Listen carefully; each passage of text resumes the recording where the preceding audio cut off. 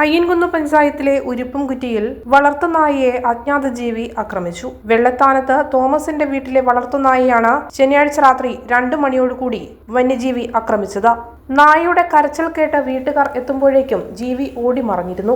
കഴുത്തിന് സാരമായി പരിക്കേറ്റ നായയെ വന്യജീവി കൊണ്ടുപോകാൻ ശ്രമിച്ചെങ്കിലും ചങ്ങലയിൽ കെട്ടിയിട്ടതിനാലാണ് സാധിക്കാതെ പോയത്. മൽപിടുത്തത്തിൽ നായയുടെ കഴുത്തിന് ഗുരുതരമായി പരിക്കേറ്റിട്ടുണ്ട്. നാട്ടുകാർ വിവരം അറിയിച്ചതിനെ തുടർന്ന് ഫോറസ്റ്റ് അധികൃതരും സ്ഥലത്തെത്തി പരിശോധന നടത്തി. അക്രമം നടത്തിയത് ഏത് ജീവിയാണെന്ന് കണ്ടെത്താനുള്ള ശ്രമത്തിലാണ് വനംവകുപ്പ്. 7-ാം വാർഡില് ഉരുപ്പുംകുറ്റി ആയാംകുടി എന്ന് പറഞ്ഞ സ്ഥലത്താണ് ഇപ്പോൾ ഈ സംഭവം ഉണ്ടായിട്ടുള്ളത്.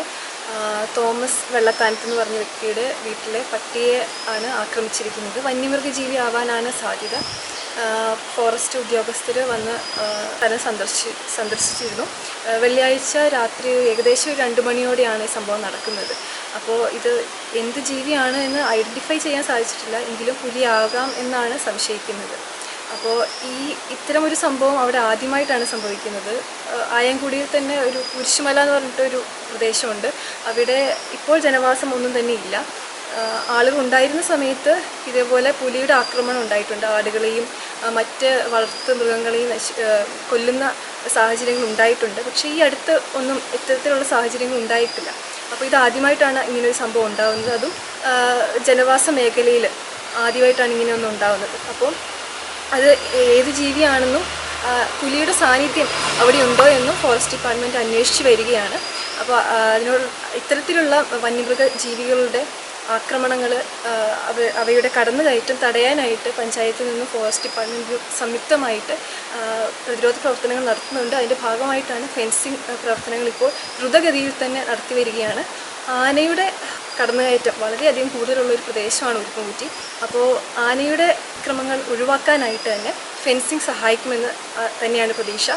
അടുത്ത സ്റ്റെപ്പായിട്ട് ഹൈബ്രിഡ് ഫെൻസിങ് ആണ് ചെയ്യുന്നത്. അത് തൂക്കുവേലിയുടെ ഹൊറിസോണ്ടലായിട്ട് ഫെൻസിങ് ചെയ്യുക എന്നതാണ് നമ്മൾ അടുത്തായിട്ട് ചെയ്യാനായിട്ട് ഉദ്ദേശിക്കുന്നത്. അപ്പോൾ അത്തരം ഫെൻസിങ് തീർച്ചയായിട്ടും പുലി, കടുവ പോലെയുള്ള മൃഗങ്ങളുടെ കടന്നുകയറ്റം ഒഴിവാക്കാനായിട്ട് സാധിക്കും. ഇത്തരത്തിൽ വന്യമൃഗ ജീവികളുടെ ആക്രമണം കൊണ്ടുണ്ടാകുന്ന നാശനഷ്ടങ്ങൾക്ക് ഫോറസ്റ്റ് ഡിപ്പാർട്ട്മെൻറ്റ് നഷ്ടപരിഹാരം നൽകുന്നതാണ്.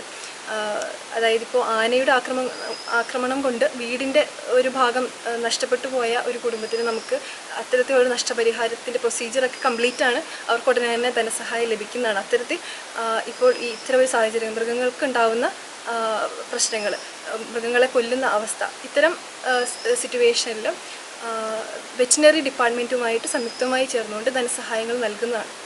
ഇപ്പോൾ നമ്മൾ കണ്ടുവരുന്ന ഒന്നാണ് പാമ്പ് കടിക്കുന്ന കാര്യങ്ങൾ. ഒരുപാട് ന്യൂസുകളും ഒക്കെ നമ്മൾ കേൾക്കാറുണ്ട്.